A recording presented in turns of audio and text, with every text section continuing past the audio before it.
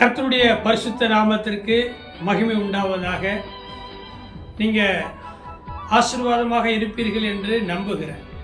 காரணம், என்னுடைய நம்பிக்கை ஆண்டவராகிய இயேசு கிறிஸ்துவின் மேலே இருக்கிறதுனால அந்த தைரியத்தில் நீங்கள் எல்லாரும் சந்தோஷமாய் சமாதானமாய் இருப்பீர்கள். தீங்கு உங்களை ஒன்றும் சேதப்படுத்தார். 40 நாட்கள் அதிகாலையில் உங்களுக்காக கருத்தாய் ஜெபிக்கிறேன். இன்றைக்கு 6வது நாள். கர்த்தருடைய வார்த்தைகளை உங்களுக்கு கொஞ்ச நேரம் சொல்லட்டுமா? என்ன பிரதர், நல்லா இருக்கிறீங்களா அல்லது நல்லா இருக்கிறேன்னு நீங்க சொல்றீங்க. நல்லா இருந்தாக்கா சந்தோஷம்தான். ஆனா என் வாழ்க்கையில ஏதோ ஒரு கொந்தளிப்பு இருக்குது. அடுப்புல வைத்து தீ மூட்டப்பட்ட பொழுது அந்த ஒலை கொதிக்கிறது போல என்னுடைய குடும்பத்தில் வாழ்க்கையில் ஒரு கொந்தளிப்பு இருக்கிறது. சமுத்திரம் கடல் கொந்தளிக்கிறது போல என் வாழ்க்கையில் கொந்தளிப்பு இருக்குது. என்னுடைய அண்ணன் தம்பி அக்கா தங்கச்சி பிரச்சனைகள், என்னுடைய பிள்ளைகள் மத்தியில் இப்படி ஒரு பிரச்சனையோடு ஒரு கொந்தளிப்போடு இருக்கிறேன். எனக்கு சமாதானம் இல்லை அப்படின்னு சொல்லி ஒருவேளை வருத்தப்படுறீங்களா? உங்களுக்கு தான் இந்த காணொளி மூலமாய் ஆண்டவர் உங்களோடு கூட ஒரு வசனத்தை சொல்லி உங்களுடைய கொந்தளிப்பை மட்டுப்படுத்தவும் அடக்கவும் அந்த கொந்தளிப்பிலிருந்து உங்களை விடுதலையாக்கவும் அவர் வல்லவராக இருக்கிறார். எனக்காக யாவையும் செய்து முடிப்பார். சங்கீதம் பிரியமானவர்களே, 107வது சங்கீதத்திலே இப்படியாக எழுதப்பட்டிருக்கிறது.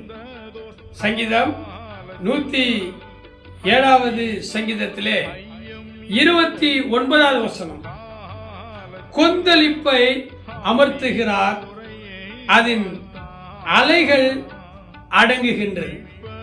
ஆமாங்க, உங்க குடும்பத்தில் ஏதோ ஒரு பிரச்சனை, ஏற்படக்கூடாத பிரச்சனை, பயம், போராட்டம் இதெல்லாம் ஏற்பட்டிருக்குதுல்ல, கொந்தளிக்குது, குடும்பமே கொந்தளிச்சு நிக்குதா? இந்த வசனத்தின்படி ஆண்டவர் உங்களுடைய கொந்தளிப்பை அமர்த்துகிறார். பயப்படாதீங்க. உழுந்து விட்டு எரியுது பிரதர், கையை மீறி போச்சு, குடும்பம் வீணா போச்சு, சிதறிண்டு போயிட்டாங்க பிள்ளைங்களாம். இல்ல, ஆண்டவர் உங்களுடைய குடும்பத்தை, உங்க பிள்ளைகளை, உங்களுடைய தொழில் வியாபாரத்தை, ஊழியத்தை அவர் விடவே மாட்டார். அவர் சொல்லுகிறார், கொந்தளிப்பை அமர்த்துகிறார், அதன் அலைகள் அடங்குகிறது. பாருங்க, எருசலேம் பட்சமாய் பேசி போர் முடிந்தது என்று தீர்க்கதரிசியின் மூலமாய் சொல்வது போல கொந்தளிப்பை ஆண்டவர் அடக்கிறார். யோனா திசை மாறி போனவன் தான். யோனா ஆண்டவருடைய சித்தத்தை செய்யாமல் தர்ஷிஷுக்கு கப்பல் ஏறி போனவன் தான். அவன் போகும் பொழுது கடல் கொந்தளித்தது. ஆனா கொஞ்ச நேரத்துல மனதுருகிற ஆண்டவர் யோனாவை பாதுகாத்தார், நினிவேவை பாதுகாத்தார். கடல் கொந்தளிப்பையும் அவர் அமர்த்தினார். அமைதல் உண்டாயிற்று. இறையாதே, அமைதலாயிரு, இம்மட்டும் வா, இதுக்கு மிஞ்சி வராதே என்று சொல்லி காற்றையும் பூமியையும் அதட்டுகிற அடக்குகிற அதிகாரம் உடைய ஆண்டவர் உங்க குடும்பத்துல வாழ்க்கையில நடக்கிற கொந்தளிப்பை அமர்த்துவார். சங்கீதம் 107 30வது வசனம் என்ன தெரியுமா சொல்லுது?